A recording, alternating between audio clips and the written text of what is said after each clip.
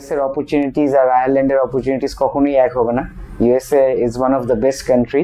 যেহেতু এখন ভিসা রিজেকশনের রেটটা অনেক হাই এবং কোনো এজেন্সি এটা নিয়ে কাজ করতে চাচ্ছে না, আর আমিও পার্সোনালি কোনো ইউনিভার্সিটিতে অ্যাপ্লাই করে অফার লেটার নিয়ে এসে। আসসালামু আলাইকুম, সবাইকে স্বাগত জানাচ্ছি গ্লোবাল ভিশনের আজকের এই প্রোগ্রাম থেকে। আজকে আমাদের এই সাকসেস স্টোরিজ প্রোগ্রামটা আমরা আসলে অ্যারেঞ্জ করেছি আমাদের recently visa success student US এর জন্য সেন্ট্রাল মিশিগান ইউনিভার্সিটির এমডি আল ইমরান উল কাউসার। আসসালামু আলাইকুম ইমরান, আপনি আশা করি ভালো আছেন। আপনি ইমরান সম্প্রতি ইউএসএ ভিসা পেয়েছে সেন্ট্রাল মিশিগান ইউনিভার্সিটির জন্য এবং সে মাস্টার্স ইন ইঞ্জিনিয়ারিং ম্যানেজমেন্ট করার জন্য সে যাচ্ছে। Imran, welcome to the show. I hope you are doing well and আমরা আসলে আপনার একটু এক্সপিরিয়েন্সটা আসলে শেয়ার করতে চাচ্ছি আমাদের স্টুডেন্ট এবং গার্ডিয়ানদের সাথে, যে আপনার ইউএস এর রিসেন্ট সাকসেসের যে অভিজ্ঞতাটা। আসলে ইউএসএ প্রথমে তো আমার ইচ্ছা ছিল ফার্স্ট অফ অল আয়ারল্যান্ডে, বাট ইউএসএ তো অবভিয়াসলি ইউএস এর অপরচুনিটিস আর আয়ারল্যান্ডের অপরচুনিটিস কখনোই এক হবে না। USA is one of the best country, আর জব সেক্টর বলেন আর যে কোনো সেক্টরই বলেন, আমেরিকা তো আমেরিকায়। সো আমার পার্সোনালি অবভিয়াসলি আমাকে যদি চান্স থাকে যে ইউএসএ ভার্সেস আয়ারল্যান্ড, আমি অবশ্যই ইউএসএই চুজ করব।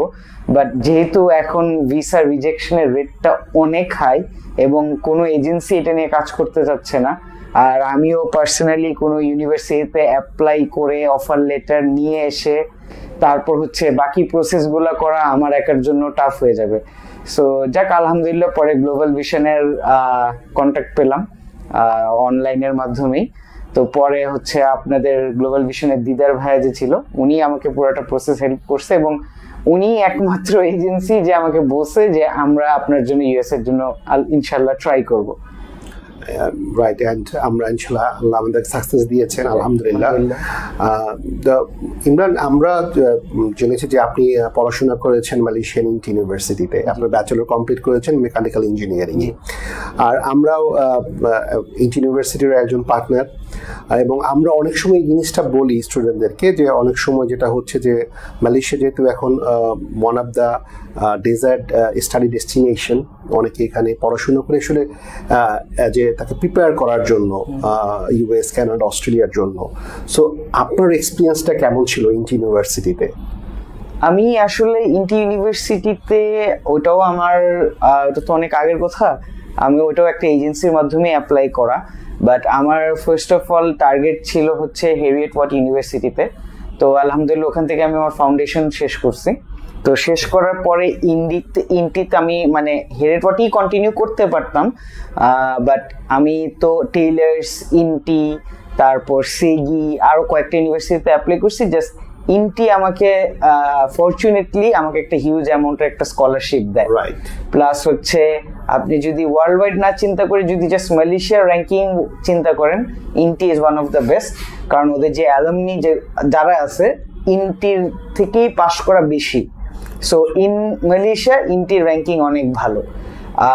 সো যখন দেখছি আমাকে স্কলারশিপও দিছে, ওদের হচ্ছে সাবজেক্ট বা রেপুটেশন অনেক ভালো, তারপর র্যাঙ্কিংও ওদের মোটামুটি ভালো। সো যার কারণে ইন্টিতে যাওয়া। সো ইন্টি থেকে আসলে পড়াশোনা আমাকে অবভিয়াসলি আমাকে বুস্ট করছে। আমি হয়তো ইন্টিতে পড়ার কারণেই হয়তো ইউএসএ আমার হয়তো ইজি হয়ে গেছে, বা ভিসা ইন্টারভিউগুলোও হয়তো ইজি হয়ে গেছে। সো আলহামদুলিল্লাহ ইন্টি থেকে পাশ করে আসছি। সো আমার মনে হয় এটা আমার জন্য একটা প্লাস পয়েন্ট, যা এটা ইউএসএ ভিসা পাওয়ার জন্য একটা প্লাস পয়েন্ট আমার জন্য। Right, okay. অ্যান্ড আপনি ফিউচার প্ল্যান কি? আপনি ইঞ্জিনিয়ারিং ম্যানেজমেন্ট পড়তে চাচ্ছেন, এটার আসলে কোনো ফিউচার বা এই প্রোগ্রামটা কেন আপনি চুজ করলেন? আসলে আমার তো ইন্টিতে প্রোগ্রাম ছিল হচ্ছে মেকানিক্যাল ইঞ্জিনিয়ারিং অনার্স। সো আমি আসলে চাচ্ছিলাম না যে একদম মাস্টার্স অফ মেকানিক্যাল ইঞ্জিনিয়ারিং করে একদম পিওর ইঞ্জিনিয়ারিং নিয়ে পড়াশোনা করতে। তো আমি চাচ্ছিলাম মানে একটু ম্যানেজারিয়াল সাইড, একটু কর্পোরেট সাইড, সবগুলোতেই যাতে আমার অপশনটা খোলা থাকে। সো আমি হয়তো পারতাম এমবিএ করতে, বাট এমবিএ করলে হয়তো আমি একটা জায়গায় একটু রেস্ট্রিক্টেড হয়ে যেতাম। সো আমার রিসার্চ বা আমার যে প্ল্যান, ওই হিসাবে আমি দেখছি আমার ইঞ্জিনিয়ারিং ম্যানেজমেন্ট যদি আমি ইনশাল্লাহ পাস করতে পারি, আমি আমার গোলের কাছে অনেক আগায় যাব এবং আমার জন্য এটা অনেক ভালো হবে, মানে হেল্প হবে। সো যার কারণে প্লাস হচ্ছে আমি এখন ওই যে অডিতে জব করছি, ওইটাও আমার এই ইঞ্জিনিয়ারিং ম্যানেজমেন্ট রিলেটেডই জব করতেছি। সো অবভিয়াসলি আমার এখানের একটা এক্সপিরিয়েন্স কাউন্ট হচ্ছে বা হয়েছে অলরেডি। সো আশা করি আমি যদি ওখান থেকে একটা ভালো সিজিপি নিয়ে পাস করতে পারি, আমার হয়তো ইউএসএ তে জব টপ পাওয়া আমার জন্য ইজি হবে।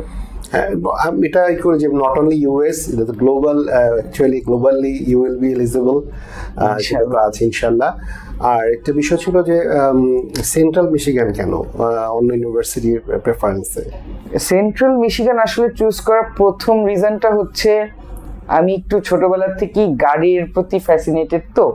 তো মিশিগান এমন একটা স্টেট যেখানে হচ্ছে আপনার ইউএস এর যত গাড়ি ম্যানুফ্যাকচারিং কোম্পানি আছে ওদের হাব হচ্ছে মিশিগানে। আর মিশিগানে যদি আপনি ওভারঅল চিন্তা করেন, সেন্ট্রাল মিশিগানের একটা রিনাউন্ড ইউনিভার্সিটি, ওদের অ্যালুমনিও অনেক, আর ওভারঅল ওদের যে জব স্কোপ বা গ্রাজুয়েশন কমপ্লিট করার পরে যে জব পাওয়ার যে একটা বুস্টিং যেটা থাকে, এটা সেন্ট্রাল মিশিগানের সার্টিফিকেটটা আসলে ভ্যারি করে। রাইট। সো সব মিলেই আসলে সেন্ট্রাল মিশিগান চুজ করা। Right, yes. আর ওভারঅল আপনার গ্লোবাল ভিশনের সাথে এক্সপেরিয়েন্সটা কেমন ছিল? আলহামদুলিল্লাহ, গ্লোবাল ভিশনের সাথে আসলে আমি জানি না এটা দিদার ভাই বলতে পারবে, কারণ আমি এমন আছে রাত 11টার সময় 12টার সময় দিদার ভাইকে কল দিছি যখন কোনো, কারণ আমাদের তো টাইমিংটা ডিফারেন্স, আমাদের যখন রাত ইউএস এর তখন ওয়ার্কিং আওয়ার শুরু হয়, রাত মানে কিন্তু একদম রাত 1টা 2টা, তখন ওদের ওয়ার্কিং আওয়ার শুরু হয়।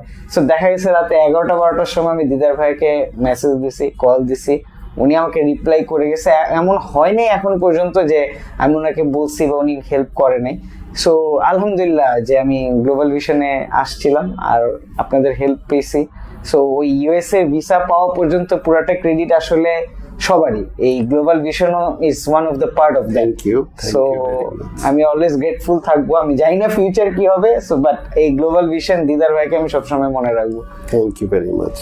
আর যারা পটেনশিয়াল স্টুডেন্ট আছে বাংলাদেশে, যারা হয়তো বা অনেকে ব্যাচেলর বা মাস্টার্সের জন্য, অনেকেই মানে US is one of the dream country to study, তো অনেকেই আছে যারা পড়তে চাচ্ছে।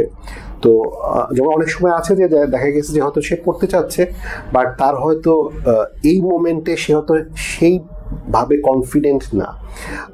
তো এরকম স্টুডেন্টদের কি আপনি সাজেস্ট করবেন যে আপনি একটু মালয়েশিয়াতে পড়াশোনা করে তার কনফিডেন্স লেভেলটা গ্রো করে তারপরে সে যাক?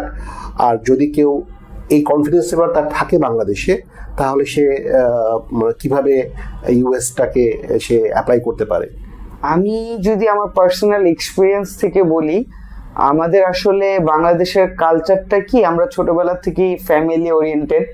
সো দেখা যায় কি, আর আমাদের মেন্টালিটি, আমি পার্সোনালি বিলিভ করি যে এখনো আমাদের ওই ইউএস এর মতো, মানে ওই দেশের মানুষ যেরকম এক্সপেক্ট করবে অ্যাজ এ আপনি ফরেনার হোক, আর যেটা ওই পর্যন্ত আমাদের কালচারটা আসলে ভাবে বিল্ড আপ না। সো আপনি যদি এটা আসলে অবভিয়াসলি আপনি যদি বাইরে থেকে পড়ে আসেন, আর মালয়েশিয়া ইজ আমার মনে হয় এখন ওয়ার্ল্ডের 6th স্ট্রংগেস্ট পাসপোর্ট ওদের। সো আপনি যদি মালয়েশিয়া থেকে পড়ে আসেন, অবভিয়াসলি এটা আপনাকে বুস্ট করবে। বাট ওভারঅল আপনি যদি বাইরের কোনো দেশ, মালয়েশিয়া বলেন বা কোনো ভালো এরকম কোনো দেশ থেকে পড়ে আসেন, আপনার ওভারঅল যে একটা মানুষের একটা এক্সপোজার থাকে, যেটা এটা অনেক ডেভেলপ হয়ে যায়, যেটা বাংলাদেশে থাকলে কখনোই হবে না। সো এর মানে এই না যে আপনি বাইরে থেকে না পড়লে ইউএস এর ভিসা হবে না, এরকম কিছু না। বাট যদি পারা যায় পড়ে আসলে আসলে নিজেই আপডেট করা যায় নিজেকে। সো আমি মনে করবো এটা একটা ভালো একটা ইয়া হবে যদি বাইরে বা মালয়েশিয়া থেকে যদি পড়ে আসে। Thank you very much Imran, আপনার এই মানে ভালো সময়টা দেওয়ার জন্য, আমাদের সাথে আপনার এক্সপিরিয়েন্সটা শেয়ার করার জন্য। আমরা আশা করি যে আপনার ইউএস স্টাডি জার্নিটা আপনার জন্য সাকসেস হবে এবং আফটারওয়ার্ডস আপনার যে ফিউচার কেরিয়ার গড়ার ক্ষেত্রে ইউএস স্টাডি, ইউএস ডিগ্রি আপনাকে হেল্প করবে। অসংখ্য ধন্যবাদ। থ্যাংক ইউ ভাই, আর আমার জন্য দোয়া রাখবেন সবসময় ইনশাআল্লাহ। ডিয়ার স্টুডেন্টস অ্যান্ড গার্ডিয়ান, আমরা কথা বলছিলাম ইমরানের সাথে। ইউএসএ সম্প্রতি সে ভিসা পেয়েছে ইঞ্জিনিয়ারিং ম্যানেজমেন্টের জন্য, সে মাস্টার্স করতে যাচ্ছে। ইন্ডিয়ান ইউনিভার্সিটিতে সে ব্যাচেলর কমপ্লিট করেছে মেকানিক্যাল ইঞ্জিনিয়ারিংয়ে। আমরা অনেক ক্ষেত্রে স্টুডেন্টকে বলি যে মালয়েশিয়া যেহেতু আমাদের অনেক কাছাকাছি একটা কান্ট্রি এবং তারা এখন একাডেমিক্যালি অনেকে স্ট্রং, এবং ভালো ভালো ইউনিভার্সিটি তারা এখানে আছে মালয়েশিয়াতে। তো সেখানে যদি কেউ পড়াশোনা করে ব্যাচেলর বা মাস্টার্স, তাদের একটা কেরিয়ার বুস্ট আপ হয়, বিল্ড আপ হয়, যেটা আমরা ইমরানের মুখ থেকে শুনলাম। আর ইউএসএ যখন আমি চাচ্ছি ট্রান্সফারের জন্য, আমরা যারা ইয়াং স্টুডেন্ট আছি এইচএসসি কমপ্লিটেড, তারা এটা আমরা কাজে লাগাতে পারি যে আমরা হয়তো মালয়েশিয়াতে ব্যাচেলর কমপ্লিট করলাম, দেন আমরা হয়তো ইউএস, কানাডা, অস্ট্রেলিয়া, নিউজিল্যান্ডে আমাদের মাস্টার্সটা কমপ্লিট করতে গেলাম আমাদের এটার জন্য। প্লাস আরেকটা যেটা বিষয় আমি ইমরানের বিষয়টা আমি করলাম সেটা হলো যে সে মেকানিক্যাল ইঞ্জিনিয়ারিংয়ে ব্যাচেলর কমপ্লিট করেছে, বাট তার মাস্টার্স সে চুজ করেছে ইঞ্জিনিয়ারিং ম্যানেজমেন্ট। ইঞ্জিনিয়ারিং ম্যানেজমেন্ট করার কারণে তার জব অপরচুনিটি আফটার স্টাডি এটা ওয়াইডলি ওপেন হবে ইউএসএতে, এবং যেটা শুধুমাত্র সে যদি মাস্টার্স ইন মেকানিক্যাল ইঞ্জিনিয়ারিং করতো তার চেয়ে বেশি ওপেন হবে। এবং সেটা সে নিজে বললো, এবং সে নিজে স্টাডি করেছে। He is a very planned student. আমরা চাই যে আমাদের স্টুডেন্ট যারা আছেন তারাও আপনারাও প্ল্যানিংটা আপনাদের যাতে স্টাডি প্ল্যানিংটা সুন্দর হয়। আমরা আছি আপনার সাথে, আমাদের গ্লোবাল ভিশনের আমাদের এক্সপিরিয়েন্স টিম আপনাদের সাথে আছে। আপনাদের কোনো যদি আপনাদের ইনফরমেশনের প্রয়োজন, আপনাদের গাইডেন্সের প্রয়োজন, আমরা সেটা করবো ইনশাল্লাহ। আজকে এই পর্যন্তই শেষ করছি। আল্লাহ সবাইকে ভালো রাখুক, সুস্থ রাখুক। আর নিশ্চয়ই আগামী কোনো পর্বে আবার আসবো, আবার কোনো সাকসেস স্টোরিজ নিয়ে আবার আপনাদের সামনে আসবো ইনশাল্লাহ। সেই পর্যন্ত বিদায় নিচ্ছি। আসসালামু আলাইকুম ওয়া রাহমাতুল্লাহ।